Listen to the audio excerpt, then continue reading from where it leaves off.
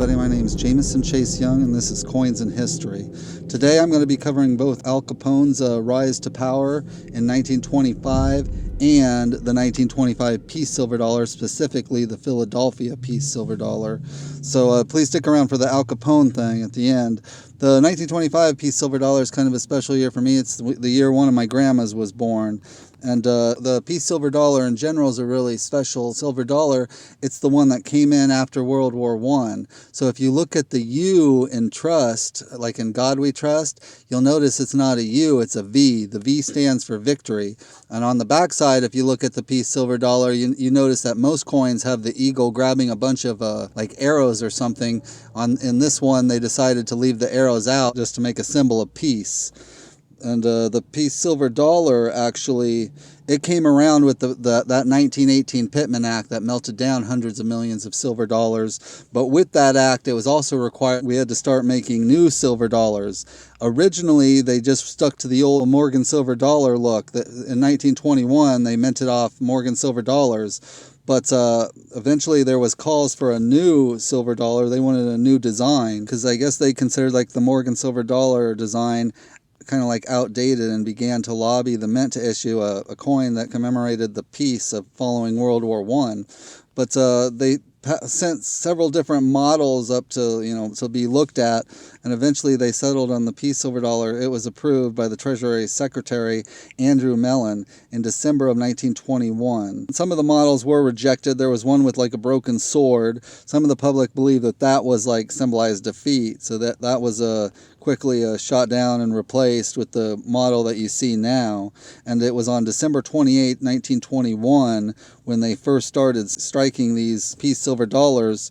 And they struck, even though they didn't start striking these until the last few days of 1921, they still managed to strike just over 1 million of them in those few days. So there's over 1 million peace silver dollars that have the 1921 mark on them.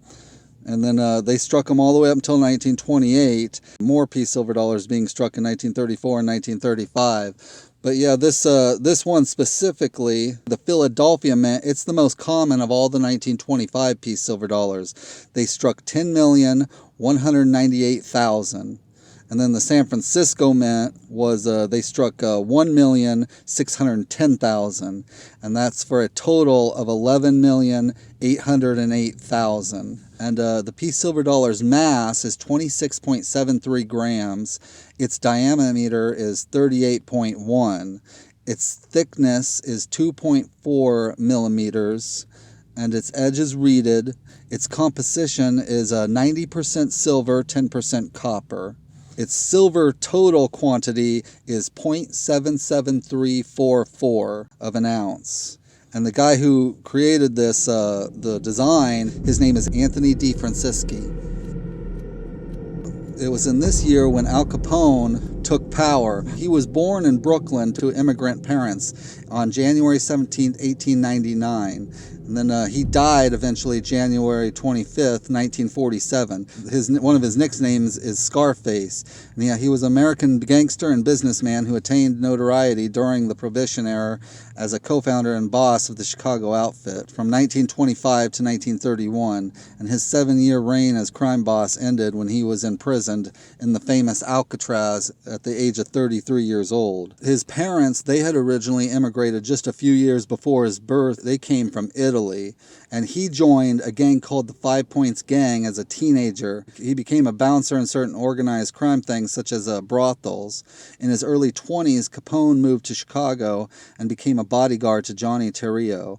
He was the head honcho in Chicago prior to Al Capone, and he was the head of the crime syndicate. And he also they did mainly like illegal supply of alcohol during Prohibition. And yeah, and that guy, that Johnny Terrio, it was in 1925 when Al Capone, then 26, took over for him. He took over as Chicago's main crime syndicate after his mentor, Johnny Terrio, was nearly killed in an assassination attempt. And then Johnny Terrio, he retired. Capone, who built a fearsome reputation, became the new boss, began using even more violence to expand his control over the city's illegal alcohol trade and other criminal businesses. A significant event was happened in 1925 when Al Capone was they attempted to assassinate Al Capone too, which left him unharmed. But it's a pretty crazy story. A bunch of cars pulled up to the hotel/apartment he was in and unloaded over 1,000 rounds with submachine guns. So straight out of what you'd consider like a stereotypical mafia hit, but it failed because Al Capone's bodyguard tackled him to the ground. But yeah, Capone, like right when he started being the main boss man though, he really wanted to like consolidate power and take over total power.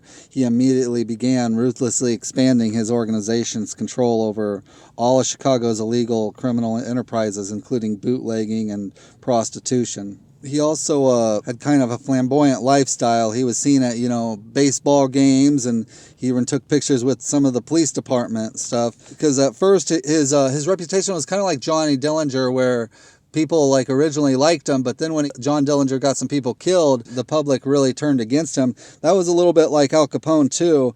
People like really liked him, plus a lot of the law enforcement couldn't really pin much on him. But when a massacre called the St. Valentine's Day Massacre happened, 7 people were killed in broad daylight. They were from a rival gang, but this really turned public opinion against Al Capone, both public opinion and law enforcement. He was listed on the newspaper as public enemy number 1. And then eventually, though, federal authorities, they couldn't get him on anything else, so they got him on 22 counts of tax evasion. He was convicted on 5 counts in 1931. During a highly publicized case, he was convicted and sentenced to 11 years in federal prison. After conviction, he replaced his defense team with experts in tax law, and his grounds for appeal were strengthened by the U.S. Supreme Court ruling. Although his appeals ultimately failed, Capone showed signs of neurosyphilis early in his sentence and became increasingly debilitated before being released after almost 8 years of incarceration. And in 1947, he died of a cardiac arrest after a stroke.